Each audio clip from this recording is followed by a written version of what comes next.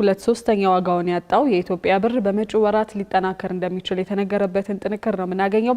ይህ የተነገረው በዓመታዊው የዓለም አቀፉ የገንዘብ ተቋምና የዓለም ባንክ ጉባኤ ላይ የኢትዮጵያ ልዑክ አባል የሆኑት የብሔራዊ ባንክ ገዢ ኢዮብ ተካልኝ እንደነገሩት በመጥቀስ ብሉምበርግ ባወጣው ዘገባ ነው።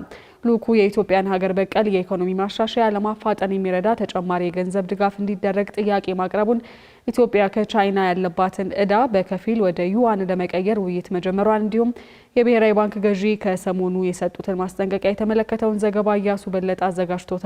ብሩክ አስቀናው እንደሚከተለው ያቀርበዋል። በገንዘብ ሚኒስቴር አህመድ ሺዴ የሚመራውና የብሔራዊ ባንክ ገዢ ኢዮብ ተካልኝ እንዲሁም ሌሎች ከፍተኛ ባለስልጣናት የተካተቱበት ልዑክ ጥቅምት 13 ቀን 2018 ዓ.ም ጀምሮ ለቀናት በተካሄደው ዓመታዊው የዓለም አቀፍ የገንዘብ ተቋምና የዓለም ባንክ ጉባኤ በተጨማሪ ከተለያዩ ተቋማት ጋር የተለያዩ ውይይቶችን አድርጎ የተመለሰው በዚህ ሳምንት ነበር። ልዑኩ ከአይኤምኤፍ ምክትል ማኔጂንግ ዳይሬክተር ኒጌል ክላርክ ጋር በተለያዩ ጉዳዮች ላይ ውይይት ያደረገ ሲሆን በዚህ ውይይት ላይም የኢትዮጵያን ሀገር በቀል የኢኮኖሚ ማሻሻያ ለማፋጠን የሚረዳ ተጨማሪ የገንዘብ ድጋፍ እንዲደረግ ጥያቄ አቅርቧል። የኢትዮጵያ የማክሮ ኢኮኖሚ ማሻሻያ መርሃ ግብር ከፍተኛ የገንዘብ ወጪ መጠየቁን ያነሱት የገንዘብ ሚኒስትሩ አህመድ ሺዴ ከሀገሪቱ ኢኮኖሚ ግዝፈትና ፍላጎት ጋር የሚጣጣም ተጨማሪ ዝቅተኛ ወለድ የሚከፈልባቸው ብድሮች እንደምትፈልግም ጠይቀዋል። ክላርክ በበኩላቸው ለተጨማሪ ብድር ዓለም ባንክን ከመሳሰሉ የልማት አጋሮች ጋር በቀጣይነት ያለው ትብብር ማድረግ እንደሚያስፈልግ ጠቁመው በኢትዮጵያ የማክሮ ኢኮኖሚ መርሃ ግብር ትግበራ ዙሪያ ከባለስልጣናት ጋር ለመወያየት በቀጣዩ ታህሳስ በኢትዮጵያ ጉብኝት የማድረግ እቅድ እንዳላቸው ተናግረዋል።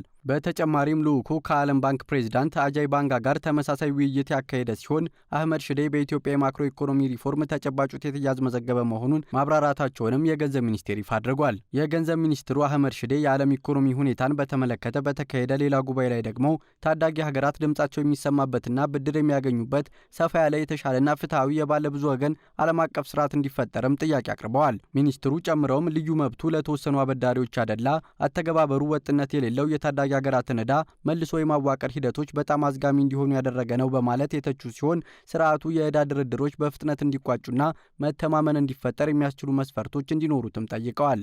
እነዚህ ጉባኤዎች የተካሄዱት ኢትዮጵያ ከ1 ቢሊዮን ዶላር የዩሮ ቦንድ አበዳሪዎቿ ጋር ዕዳዋን በአዲስ መልክ ማስተካከል በሚቻልበት ሁኔታ ዙሪያ ተከታታይ ንግግርና ድርድር እያደረገች በምትገኝበት በዚህ ወቅት ሲሆን የዕዳ ሽግሽግ ጉዳይ በአሜሪካ መነሳቱም ተጠቁሟል። ልዑኩ ከአይኤምኤፍና ከዓለም ባንክ መሪዎች ጋር በነበረው ቆይታም ኢትዮጵያ ከዩሮ ቦንድ አበዳሪዎች ጋር እያካሄደች ያለችው ድርድር ጥሩ መሻሻል እያሳየ መሄዱንም ገልጿል። ካሳለፍነው መስከረም 15 እስከ ሰኞ ጥቅምት 3 ድረስ በፈረንሳይ ፓሪስ የብድሩን አከፋፈል ሁኔታ ለማስተካከል ሲካሄድ የቆየው ድርድር ተስፋ ያሳየ መሆኑን ልዑኩ ጨምሮ አስረድቷል። የገንዘብ ሚኒስቴር ድርድሩን በተመለከተ ዝርዝር መግለጫ የሰጠው ባሳለፍነው ሳምንት ሲሆን ሂደቱ አዎንታዊ መሻሻሎች ማሳየቱንና ይህም ለሀገሪቱ የዕዳ ጫና እፎይታ ሊያስገኝ እንደሚችል አመላካች ነው ብሏል። የልዑኩ አባል የሆኑት የኢትዮጵያ ብሔራዊ ባንክ ገዢ ኢዮብ ተካልኝ በበኩላቸው ለኢትዮጵያ ትልቁ አበዳሪ ሀገር ከሆነችውና የኢትዮጵያን የዕዳ ሽግሽግ ከሚከታተለው የአበዳሪዎች ኮሚቴ ምክትል ሊቀመንበር ከሆነችው ቻይና ሕዝባዊ ባንክ ገዢ ጋር በዕዳ ሽግሽግና የፋይናንስ ትብብራቸውን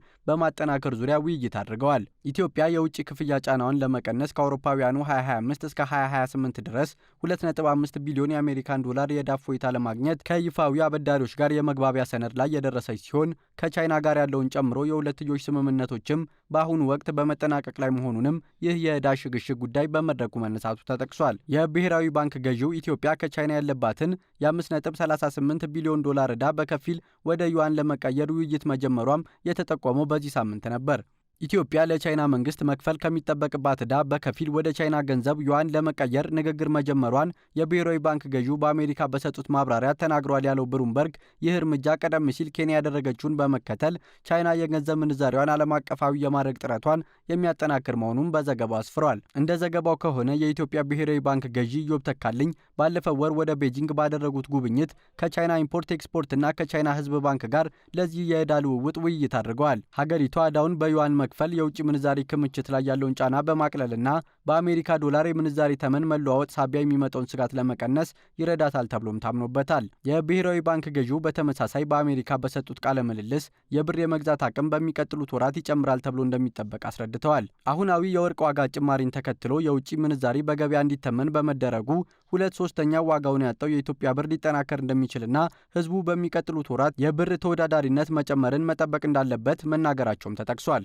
የብር መዳከምን ብቻ ለሚጠብቁ እቅዳችሁን እንደገና እንድታጤኑ መክራለሁ ሲሉ መናገራቸውንም ብሉምበርግ ዘግቧል። የብሔራዊ ባንክ ገዢው ኢዮብ ተካልኝ በአሜሪካ የነበራቸውን ቆይታ አጠናቀው ከተመለሱ በኋላ ከውጭ ሀገር ከሚገኙ ሐዋላ አስተላላፊ ድርጅቶችና ከንግድ ባንኮች ጋር ውይይት ያደረጉ ሲሆን ንግግሩን አስመልክተው በሰጡት መግለጫ ባንኩ በቂ የሆነ የዶላር ክምችት እንዳለው ተናግረዋል። ኢዮብ ተካልኝ በዚሁ ንግግራቸው በሕገ ወጥ ሐዋላ ተቀባዮች፣ ላኪዎችና ነጋዴዎች ላይ የማጥራት ስራ እየተሰራ መሆኑንና በእነዚህ አካላት ላይ መንግስት ከባድ እርምጃ እንደሚወስድም ተናግረዋል። አክሎም ወደ ሀገር ውስጥ በኋላ ሕገ ወጥ የሆነ ገንዘብ በማስገባት ሽብርተኝነትን በሚደግፉና ጥቁር ገበያ ላይ በተሰማሩ ተቋማት ላይ መንግስት የማያዳግም ያሉትን እርምጃ እንደሚወስድም አስጠንቅቀዋል።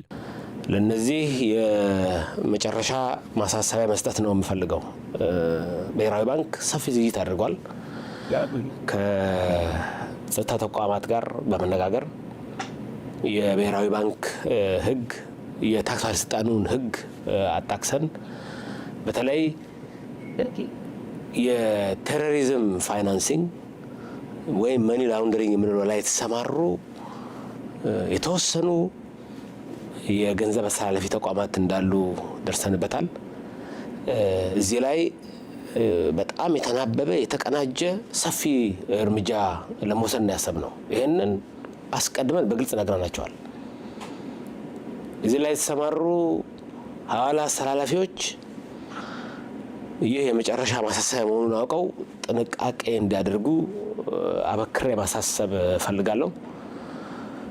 የብሔራዊ ባንክ የኢትዮጵያ መንግስት ማንኛውንም እርምጃ ከመውሰድ የሚቆጠብ አይሆንም።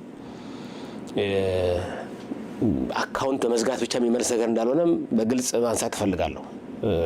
ተቀባዮቹንም ያካተተ ላኪዎቹንም ያካተተ ሰፊ የማጥራት ስራ ሰርተናል።